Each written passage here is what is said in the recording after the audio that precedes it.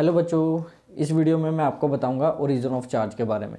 देखो, origin of charge क्या होता है कि कैसे हमारे पास बॉडी पे पॉजिटिव चार्ज आता है, कैसे बॉडी पे नेगेटिव चार्ज आता है। क्योंकि हमने लास्ट वीडियो में पढ़ा था कि हम दो इंसुलेटिंग ऑब्जेक्ट थी, अगर हम उसको रब कर रहे थे तो रब करने से एक बॉडी पे पॉजिटिव चार्ज आ रहा था और एक बॉडी पे नेगेटिव चार्ज आ रहा था। इस वीडियो में हम पढ़ेंगे कि उन बॉडी पे जो पॉजिटिव नेगेटिव चार्ज आता है वो कहाँ से आता है, कैसे वो एक बॉडी पे पॉजिटिव चार्ज प्रोड्यूस हो जाता है और कैसे एक बॉडी पे नेगेटिव चार्ज प्रोड्यूस हो जाता है।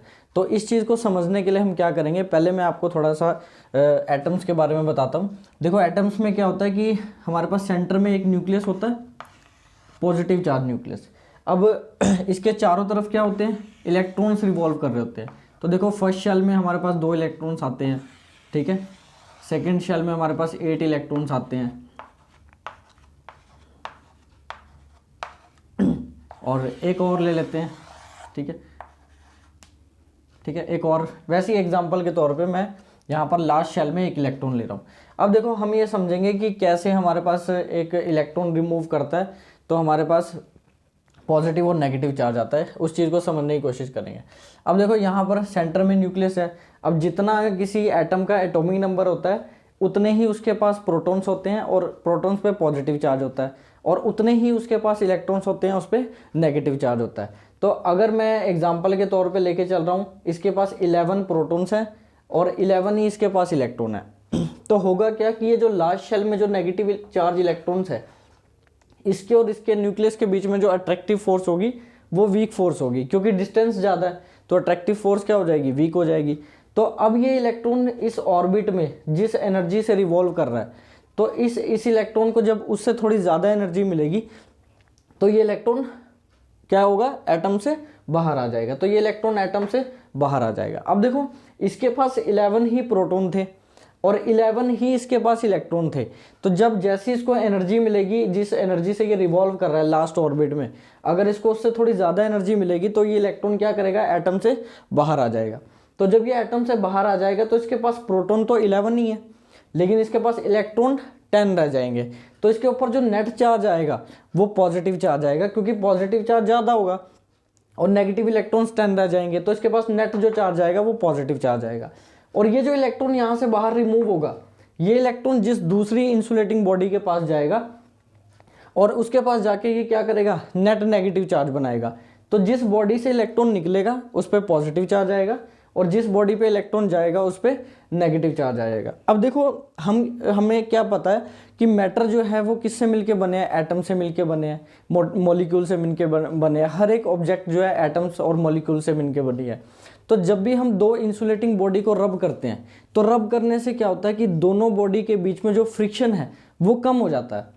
और फ्रिक्शन कम होता है तो वो किससे होता है, जो एनर्जी हम देते हैं। और वो एनर्जी किस में यूज़ होती है, वो इलेक्ट्रॉन को बाहर निकालने में यूज़ होती है।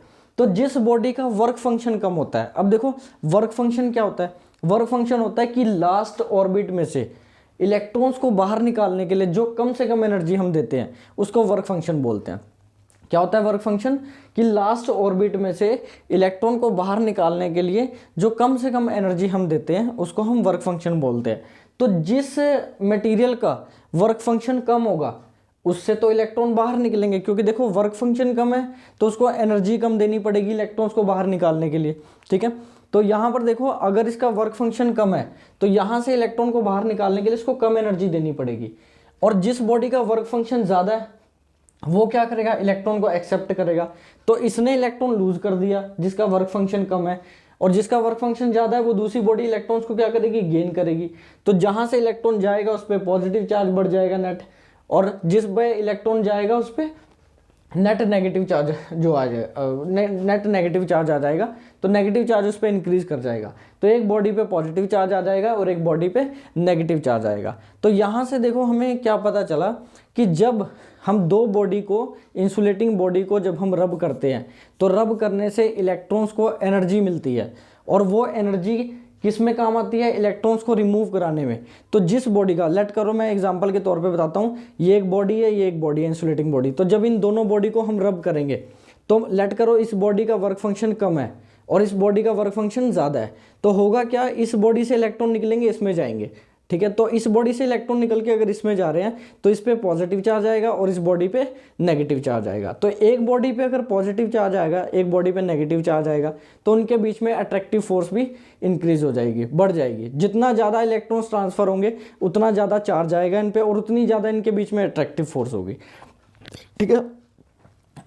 तो यहाँ से हमें क्या पता चला कि जब दो बॉडी को रब करेंगे तो जिस बॉडी का वर्क फंक्शन कम होगा वहाँ से इलेक्ट्रॉन कहाँ जाएंगे, दूसरी बॉडी पे जाएंगे। देखो डायग्राम से भी मैं बताता हूँ, लेट कर लो ये कोई एक बॉडी ए है हमारे पास, ये कोई दूसरी बॉडी है बी। इसका जो वर्क फंक्शन है, इसका वर्क फंक्शन हम ले लेते हैं कम है, और जो दूसरी बॉडी है इसका जो वर्क फंक्शन है वो हमारे पास ज़्यादा है, ठीक है। तो होगा क्या कि जब हम इन दोनों बॉडी को रब करेंगे तो रब करने से क्या होगा कि यहाँ से इलेक्ट्रॉन कहाँ जाएंगे, इस बॉडी में जाएंगे। तो ये इलेक्ट्रॉन्स जा रहे हैं, तो जितने इलेक्ट्रॉन जाएंगे तो यहाँ से देखो अगर एक इलेक्ट्रॉन गया तो एक पॉजिटिव चार्ज आ जाएगा, यहाँ पे एक नेगेटिव चार्ज बढ़ जाएगा। दूसरा इलेक्ट्रॉन गया, एक पॉजिटिव चार्ज यहाँ बढ़ जाएगा, एक नेगेटिव चार्ज यहाँ बढ़ जाएगा। तो इधर पॉजिटिव चार्ज बनता रहेगा और उधर नेगेटिव चार्ज बनता रहेगा। फिर एक और इलेक्ट्रॉन लेट कर लो चला गया, फिर एक और नेगेटिव चार्ज, फिर एक और इलेक्ट्रॉन गया, फिर एक और नेगेटिव चार्ज। तो इस तरह से ये नेगेटिव चार्ज इधर बढ़ते रहेंगे और पॉजिटिव चार्ज इधर बढ़ते रहेंगे। तो एक बॉडी पे पॉजिटिव चार्ज आएगा और दूसरी बॉडी पे नेगेटिव चार्ज आएगा। तो ये इलेक्ट्रॉन्स ट्रांसफर की वजह से हमारे पास बॉडी पे चार्ज आता है। तो ओरिजिन क्या हुआ, ओरिजिन मीन्स बॉडी पे जो चार्ज आ रहा है वो कहाँ से आ रहा है चार्ज, वो चार्ज आ रहा है due to transfer of electrons. हो क्या रहा है, एक बॉडी से इलेक्ट्रॉन कहाँ ट्रांसफर हो रहे हैं, दूसरी बॉडी में जा रहे हैं। तो जब एक बॉडी से दूसरी बॉडी में इलेक्ट्रॉन जा रहे हैं तो जिस बॉडी से इलेक्ट्रॉन जाएंगे उस पर पॉजिटिव चार्ज आएगा और जो दूसरी बॉडी इलेक्ट्रॉन्स को गेन करेगी उस पर नेगेटिव चार्ज आएगा। तो due to transfer of electrons हमारे पास क्या आ रहा है, दोनों बॉडी पे चार्ज आ रहा है। अब एक चीज़ यहाँ से और आती है, अब देखो इलेक्ट्रॉन का कुछ मास होता है, कितना मास होता है इलेक्ट्रॉन का, ये होता है 9.1 इंटू 10⁻⁻31 किलोग्राम। ये एक इलेक्ट्रॉन का मास है। अब देखो अगर एक बॉडी से इलेक्ट्रॉन दूसरी बॉडी में जा रहे हैं, अगर एक बॉडी से इलेक्ट्रॉन दूसरी बॉडी में जा रहे हैं तो क्या सिर्फ चार्ज ही आएगा बॉडी पे, उनके मास में कोई चेंज नहीं आएगा?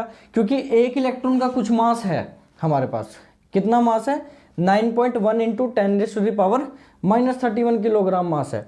तो अगर एक बॉडी से इलेक्ट्रॉन, एक इलेक्ट्रॉन इधर गया तो यहाँ से क्या होगा, इतना मास क्या हो जाएगा, यहाँ से कम हो जाएगा और इतनी वैल्यू का मास यहाँ पे क्या हो जाएगा, इंक्रीज कर जाएगा। अगर 2 इलेक्ट्रॉन जा रहे हैं तो इसको 2 से मल्टीप्लाई कर दो, 3 इलेक्ट्रॉन जा रहे हैं 3 से मल्टीप्लाई कर दो। तो जिस बॉडी से इलेक्ट्रॉन जा रहे हैं उस बॉडी का मास कम होगा और जिस बॉडी पे इलेक्ट्रॉन जाएंगे वहाँ पे मास थोड़ा इंक्रीज कर जाएगा। वैल्यू कम है लेकिन फिर भी चेंज आएगा मास पे। तो जिस बॉडी से इलेक्ट्रॉन जा रहे हैं, मान लो 10 इलेक्ट्रॉन गए हैं तो 10, इसको 10 से मल्टीप्लाई करो वैल्यू को, तो इस बॉडी का उतना मास क्या हो जाएगा, कम हो जाएगा और इसका उतना ही मास ज़्यादा हो जाएगा। तो अगर 5 इलेक्ट्रॉन जा रहे हैं तो चेंज जरूर आएगा मास पे, ठीक है। तो ट्रांसफर ऑफ इलेक्ट्रॉन्स की वजह से ही हमारे पास बॉडी पे चार्ज आता है और इन्हीं ट्रांसफर ऑफ इलेक्ट्रॉन्स की वजह से मास में भी कुछ चेंज आता है। और इसी वजह से हम इसमें देखते हैं कि हमारे पास बेसिक जो है हमारे पास वो चार्ज कहाँ से आ रहा है, हमारे पास वो एटम से ही आ रहा है, क्योंकि हर एक बॉडी एटम से मिलके बनी है, ठीक है। एटम्स, होल एटम पे चार्ज न्यूट्रल है, लेकिन जब जैसे ही हमारे पास इलेक्ट्रॉन की मूवमेंट स्टार्ट होती है तो चार्ज भी आना स्टार्ट हो जाता है, ठीक है। तो जितने भी मटेरियल ऑब्जेक्ट हैं या जितने भी हमारे पास मेटल्स हैं हमारे पास, वो सारे हमारे पास क्या है, एटम से मिलके बने हुए। अब एक चीज़ यहाँ पे, एक पिछले वाला ही एग्जांपल हम देख लेते हैं। अब जैसे मैंने ग्लास रोड ली थी तो ग्लास रोड को क्या किया था, हमने सिल्क के कपड़े से रब किया था। तो जब हम उसको सिल्क के कपड़े से रब करते हैं तो ग्लास रोड है उसका वर्क फंक्शन कम है, सिल्क का कपड़ा है उसका वर्क फंक्शन ज़्यादा है। तो इलेक्ट्रॉन्स ग्लास रोड से सिल्क के कपड़े में जा रहे थे तो ग्लास रोड पे पॉजिटिव चार्ज आ रहा था और सिल्क के कपड़े पे नेगेटिव चार्ज आ रहा था। तो due to transfer of electron ही हमारे पास बॉडी पे क्या आता है, चार्ज आता है। तो ये हमारे पास आ गया ओरिजिन ऑफ इलेक्ट्रिक चार्ज। तो नेक्स्ट वीडियो में मैं आपको बताऊंगा कि हम क्वांटाइजेशन ऑफ चार्ज क्या होता है, ठीक है, कि चार्ज कैसे क्वांटाइज होता है, ये हम नेक्स्ट वीडियो में देखेंगे।